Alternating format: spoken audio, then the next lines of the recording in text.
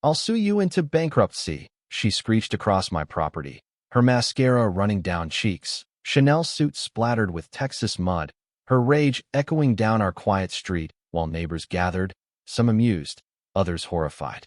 And all of this, just because I wanted to raise a few chickens. Yeah, you heard right, chickens. Funny how sometimes the smallest dreams end up turning your life into a circus. 3 months earlier, my only plan was for some peace and a handful of fresh eggs. My name's Marcus Thompson, and at 32, I just inherited 5 acres from my grandmother on the dusty outskirts of Willow Bend, a suburban community desperate to look more important than it was. My divorce had left me a little battered, so it was just me and my 8-year-old daughter, Lily, hoping for a fresh start away from all the noise. My grandma had raised chickens here, and I thought, why not let Lily see where real food comes from? Teach her about responsibility, maybe bring a little old-school country back to this overpolished neighborhood? Little did I know, 6 Rhode Island red hens would spark a war that would land us on the local news. I built the coop myself, placed it 200 feet from any neighbor. Heck, I followed every city code and even made the thing picture perfect. Lily painted their names on the door: Belle, Snow, Tiana, Elsa, Anna, and Ariel. Our neighbor, Diego, used to smile and say, "This is the life, hermano." But then, the letter came. Official HOA business, it said, signed by Victoria Sterling, the president. She accused me of breaking rules, lowering property values, and, get this, disturbing the peace with my noisy roosters, which was rich, considering I only had hens. At first, I thought it was a joke. But when I called, her secretary whispered, "Mrs. Sterling handles these matters herself," like I'd just triggered an earthquake. Next morning, a white Tesla glided up my gravel drive like it was leading a parade. Victoria Sterling stepped out, pink suit, heels, hair done up like she was meeting the governor. She stalked straight to my coop, wrinkling her nose. "Mr. Thompson, these birds must go," she commanded. Her voice didn't leave room for negotiation. I tried reasoning. Showed her all my paperwork, the legal exemptions, how the birds were quieter than Diego's lawnmower. She didn't care.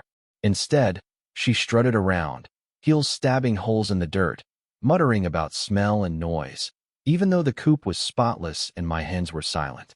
Lily peeked out, proud to show off her favorite hen, Elsa.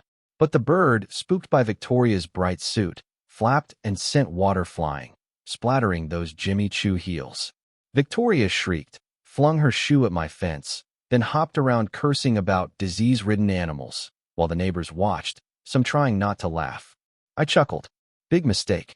She froze, turned, and hissed, "You have no idea who you're dealing with."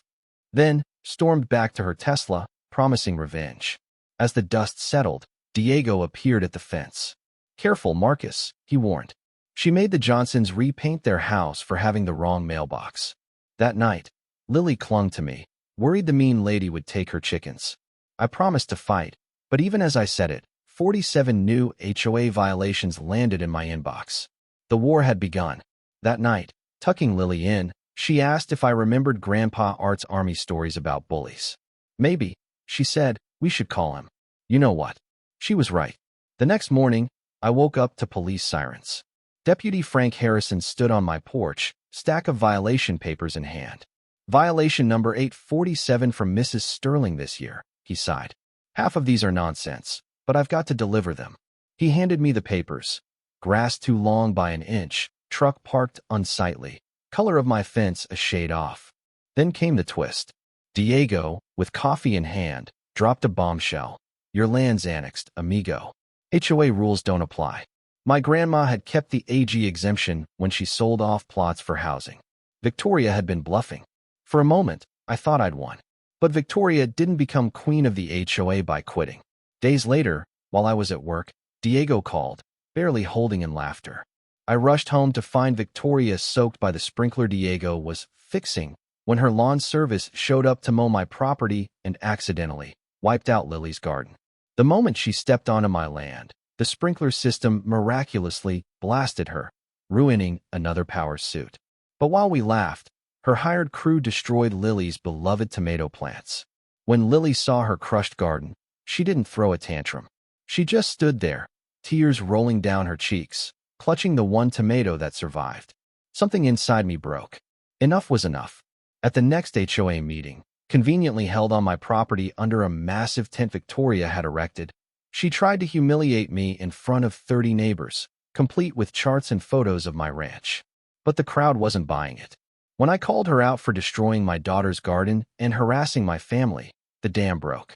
Mrs. Rodriguez, a retired teacher, stood up, reminding everyone how Victoria fined her husband for flying an American flag.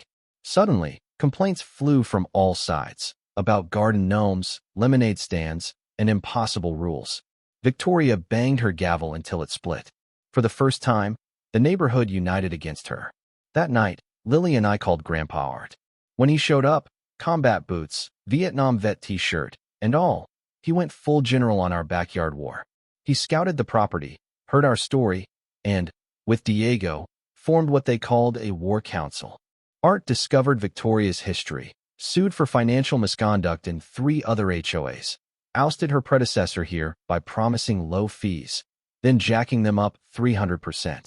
The next day, Victoria woke to Sinatra's My Way blasting at 6 a.m. from Art's karaoke machine, the chickens strutting in confusion.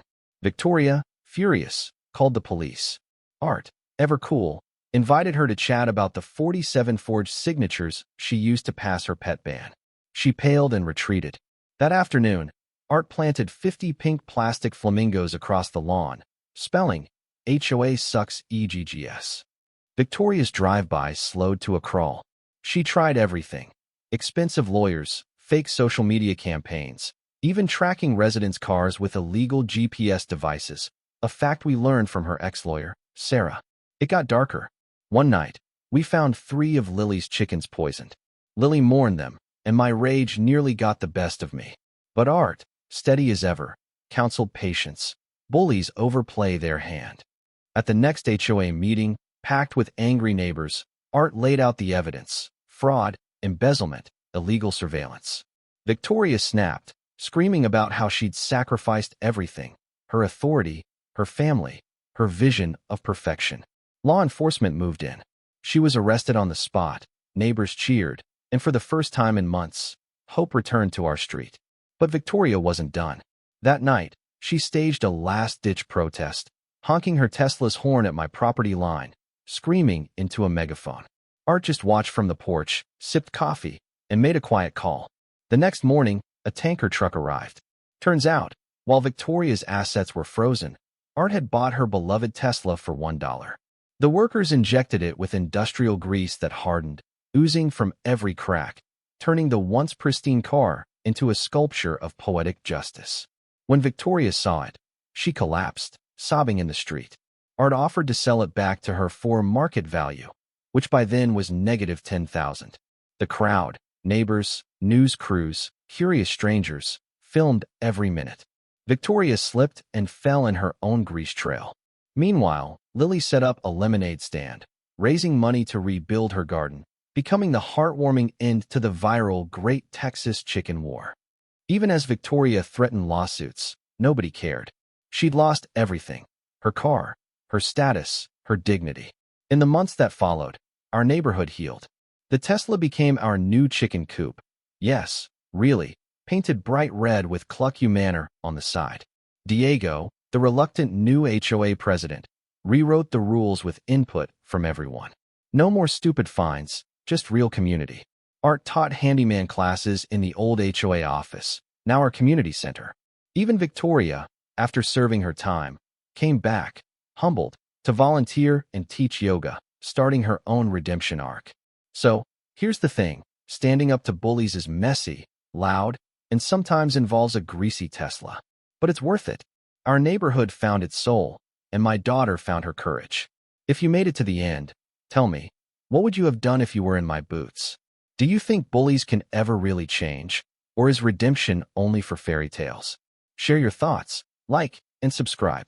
Because sometimes, the craziest stories are the ones that teach us what it means to be a community.